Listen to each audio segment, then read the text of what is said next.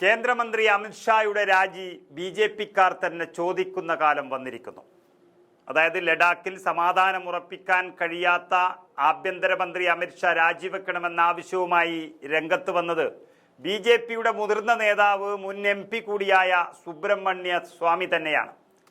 സംസ്ഥാന പദവി ആവശ്യത്തിൽ ലഡാക്കിൽ നടക്കുന്ന പ്രക്ഷോഭത്തിൽ വെടിവയ്പും 4 മരണവും ബി.ജെ.പി ഓഫീസിന് തീയിട്ടതെല്ലാം അതൊന്നും അമർച്ച ചെയ്യാൻ കഴിയാതെ വെറും നോക്കി നിൽക്കുകയാണ് രാജ്യത്തെ ആഭ്യന്തര വകുപ്പ്.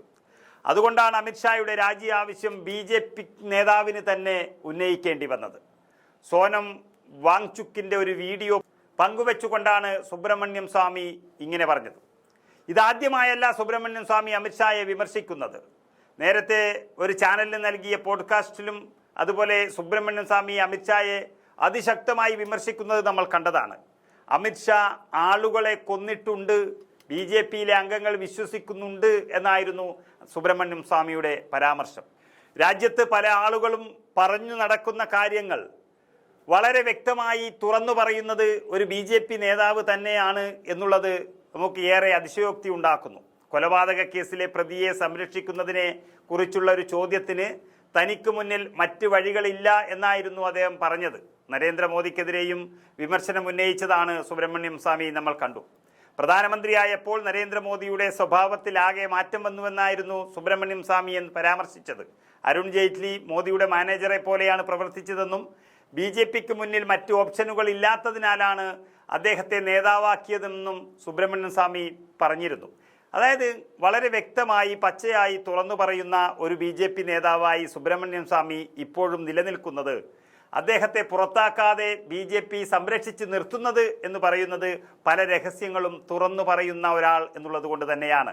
അങ്ങനെയുള്ള രഹസ്യങ്ങളൊന്നും തുറന്നു പറയാതെ അത് ഉള്ളിലൊതുക്കി നിർത്താൻ സുബ്രഹ്മണ്യം സ്വാമിക്ക് കഴിയും എന്നുള്ളൊരു വിശ്വാസമാണ് അദ്ദേഹത്തെ പുറത്താക്കാതെ നിർത്തുന്നത്.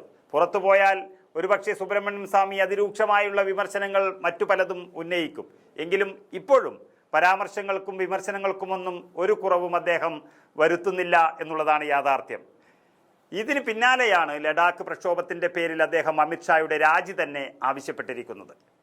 ലഡാക്കിൽ പ്രക്ഷോഭം നടന്നു വരുമ്പോൾ ഇപ്പോൾ നേരത്തെ സൂചിപ്പിച്ചതുപോലെ വെടിവയ്പും മരണവും ബി.ജെ.പി ഓഫീസ് തീയിട്ട് കത്തിക്കുന്നതും അടക്കമുള്ള ഒരു സംഭവത്തിലേക്ക്, ഒരു രീതിയിലേക്ക് കടന്നിരിക്കുന്നു. നഗരത്തിൽ ലേ അപെക്സ് ബോഡി ആഹ്വാനം ചെയ്ത ബന്ദിനിടെ പ്രതിഷേധക്കാരും സുരക്ഷാസേനയും തമ്മിലുണ്ടായ ഏറ്റുമുട്ടലിൽ 4 പേരാണ് കൊല്ലപ്പെട്ടത്. 30 പേർക്ക് വലിയ പരിക്കുണ്ട്. പോലീസ് വെടിവെപ്പിലാണ് ഈ മരണം എന്നുള്ളതാണ് റിപ്പോർട്ടുകൾ പുറത്തു വരുന്നത്. അക്രമാസക്തരായ ജനങ്ങൾ ഇവിടുത്തെ ബി.ജെ.പി ഓഫീസിന് തീയിട്ടു എന്ന് പറഞ്ഞാൽ അവരുടെ എതിരാളികൾ ബി.ജെ.പി ആയി നിൽക്കുന്നു. ഇതിനെ അടിച്ചമർത്താൻ കഴിയാത്തതാണ് സുബ്രഹ്മണ്യം സ്വാമി അമിത്ഷായുടെ രാജി ആവശ്യപ്പെടുന്നത്. ലഡാക്കിന് സംസ്ഥാന പദവിയും ഭരണഘടനയുടെ 6ാം പട്ടിക പ്രകാരമുള്ള പ്രത്യേക അവകാശങ്ങളും ആവശ്യപ്പെട്ടുകൊണ്ടാണ് ഈ പ്രക്ഷോഭം നടക്കുന്നത്. നമുക്കറിയാം, നേപ്പാളിൽ പ്രക്ഷോഭം നടത്തി മാസങ്ങൾ പോലും ആയിട്ടില്ല. അതിനിടയിൽ അതേ തരത്തിലുള്ള പ്രക്ഷോഭം ഇന്ത്യയിലും വന്ന് അത് അടിച്ചമർത്താൻ കഴിഞ്ഞില്ല എങ്കിൽ ആഭ്യന്തര വകുപ്പിന് വലിയ വില നൽകേണ്ടി വരും എന്നുള്ള സൂചനയാണ് എല്ലാവരും നൽകുന്നത്. അതിനിടയിലാണ് ബി.ജെ.പി നേതാവ് തന്നെ ഇത്തരത്തിലുള്ള ഒരു കാര്യം ആവശ്യപ്പെട്ടത്. അമിത്ഷായുടെ രാജിയിൽ കുറഞ്ഞ് ഒന്നുമില്ല എന്ന് ഒരു ബി.ജെ.പി നേതാവ് തന്നെ പറയുമ്പോൾ ബി.ജെ.പി അല്ലെങ്കിൽ ആഭ്യന്തര വകുപ്പ് എത്രത്തോളം